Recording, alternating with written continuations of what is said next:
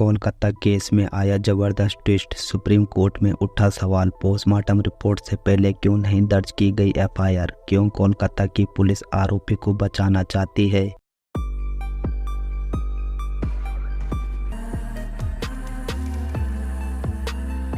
नमस्कार दोस्तों, स्वागत है आपका क्राइम की एक नई स्टोरी में। कोलकाता केस में आया एक जबरदस्त ट्विस्ट, क्यों कोलकाता की पुलिस आरोपी को छिपा रही थी। कोलकाता के आरजीकर मेडिकल कॉलेज में रेप और मर्डर का केस अपने आप में एक तरह का अलग केस बन गया है, जिसे कई तरह से देखा जा रहा है, मगर शायद ये देश का इकलौता केस होगा जहां पहले पोस्टमार्टम किया गया, उसके बाद एफआईआर दर्ज की गई। तो दोस्तों, अगर अभी तक आपने हमारे चैनल को सब्सक्राइब नहीं किया है तो कर लीजिए, क्योंकि आपका एक लाइक और एक सब्सक्राइब हमें काफ़ी हौसला देता है और ऐसी नई नई स्टोरी बनाने में मोटिवेशन मिलता है। पहले ट्रेनी डॉक्टर का रेप किया जाता है, उसके बाद उसकी हत्या की जाती है और फिर सब उसके घर वालों को दिया जाता है।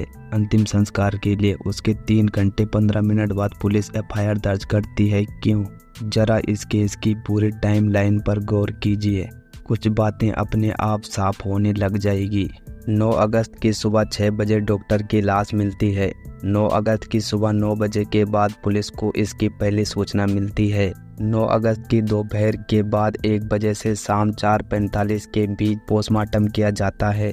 9 अगस्त की दोपहर 3 बजे पहली बार माँ बाप को उनकी बेटी की लाश दिखाई जाती है। 9 अगस्त की करीब 8:30 बजे लड़की का शव घर वालों के हवाले कर दिया जाता है अंतिम संस्कार के लिए। 9 अगस्त रात करीब 11:45 बजे पहली बार इस मामले में रेप और मर्डर की एफआईआर दर्ज की जाती है। यानी इस पूरे मामले में टाइमलाइन अपने आप में सवाल पैदा करती है, और इस टाइमलाइन के इर्द गिर्द जब देश की सबसे बड़ी अदालत में 3 जजों के bench, chief justice DY Chandrachud, justice Jamshed और जस्टिस मनोज मिश्रा ने मंगलवार को जो जिरहा की, उसने एक के बाद ऐसे सवाल जस्टिस डीवाई चंद्रचूड़ और जस्टिस जामशेद के सवालों का सामना करते हुए इसके जाने माने वरिष्ठ वकील सिब्बल ने मंगलवार सुप्रीम कोर्ट के 3 जजों के सामने साफ तौर पर कहा कि शव का पोस्टमार्टम 9 अगस्त को दोपहर 1 बजे से शाम 4:45 के बीच हुआ है। देश की सबसे बड़ी अदालत में कपिल सिब्बल ने अपनी टिप्पणी में पोस्टमार्टम रिपोर्ट का जो वक्त बताया है वो पोस्टमार्टम की रिपोर्ट से मेल नहीं खाता है, जबकि पोस्टमार्टम रिपोर्ट में जो वक्त दर्ज है वह समय शाम 6:10 से 7:10 बजे का लिखा हुआ है। पोस्टमार्टम रिपोर्ट को देखने पर पता चलता है कि आरजीकर मेडिकल कॉलेज के फोरेंसिक विभाग के 2 डॉक्टरों ने अपनी मुहर के साथ हस्ताक्षर किए थे, जबकि तीसरे डॉक्टर के दस्तक तो थे लेकिन मुहर नहीं थी। कोलकाता के तल पुलिस स्टेशन के तहत यूडी यानी अप्राकृतिक मौत केस नंबर 9 के तहत 9 अगस्त को आरजीकर मेडिकल कॉलेज और अस्पताल में पोस्टमार्टम किया गया था। 861 एवं तल पूछताछ क्रम 1139-24 रिपोर्ट पोस्टमार्टम संख्या 584 बताती है कि शव शाम 6 बजे लाया गया और पोस्टमार्टम शाम 6:10 से 7:10 के बीच किया गया।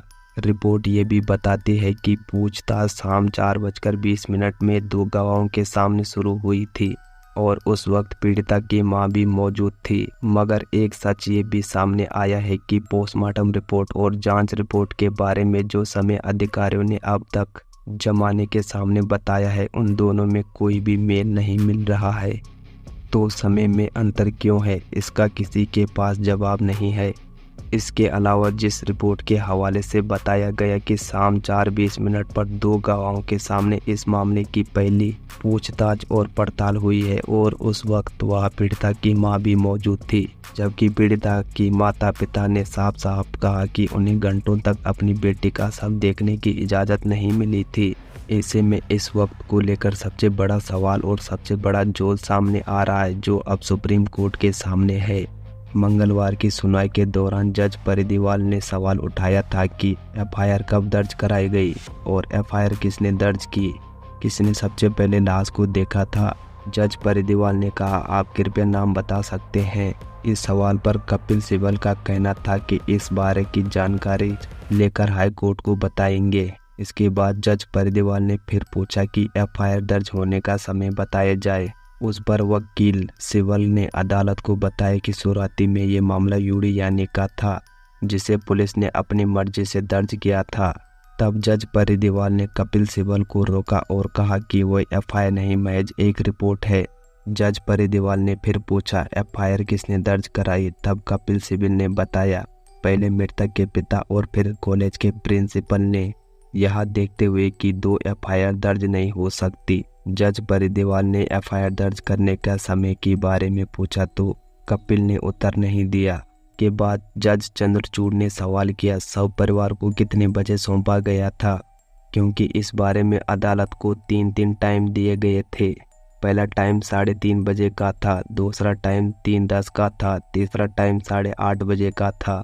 हालांकि पूरी जिरह से यह बात साफ हो गई कि शव को रात 8:30 बजे अंतिम संस्कार के लिए परिवार को सौंपा गया था। जज चंद्रचूड़ ने कहा, शव को अंतिम संस्कार के लिए सौंपने के लिए 3 घंटे 15 मिनट बाद रात 11:45 पर एफआईआर दर्ज की गई, यानी 8-9 अगस्त की उस काली रात के गुप्त अंधेरे में सारे सवाल और उसके जवाब छिपे हुए हैं, जिन्हें अब देश की सबसे बड़ी अदालत भी देख रही है। तो दोस्तों, अगर आपने यहाँ तक वीडियो देखा, अपनी राय कमेंट में ज़रूर दें। तो दोस्तों, मैं मिलता हूँ आपको एक नई अपडेट के साथ। तब तक के लिए अपना ख्याल रखें। जय हिंद, जय भारत।